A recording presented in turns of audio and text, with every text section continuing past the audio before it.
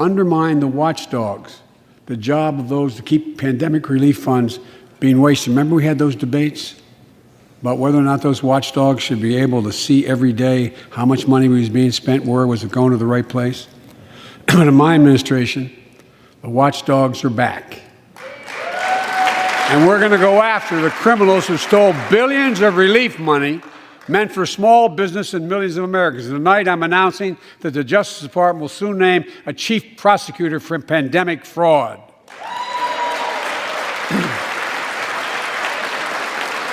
And look,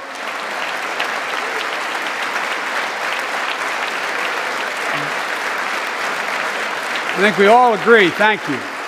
By the end of this year, the deficit will be down to less than half of what it was before I took office. The only president ever to cut the deficit by more than $1 trillion in a single year. Lowering your cost also meant demanding more competition. I'm a capitalist, but capitalism without competition is not capitalism. Capitalism without competition is exploitation. It drives up profits. When corporations have to compete, their profits go up and your prices go up when they don't have to compete.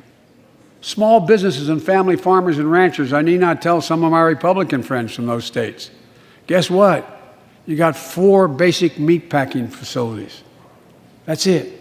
You play with them or you don't get to play at all. And you pay a hell of a lot more. A hell of a lot more because there's only 4.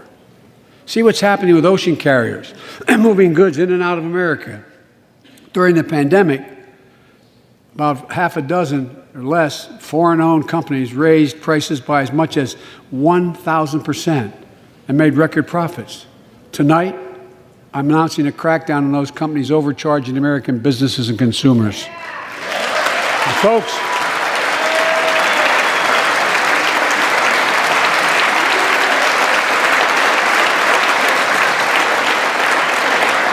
and as Wall Street firms take over more nursing homes, quality in those homes has gone down and costs have gone up.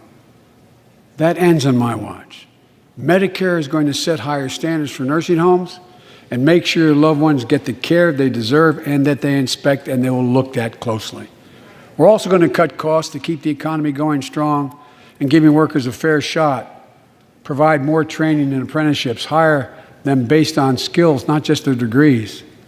Let's pass the Paycheck Fairness Act and paid leave. Raise the minimum wage to $15 an hour and extend the child tax credit so no one has to raise a family in poverty. Let's increase Pell Grants, increase our historic support for HBCUs, and invest in what Jill, our First Lady who teaches full-time, calls America's best-kept secret, community colleges.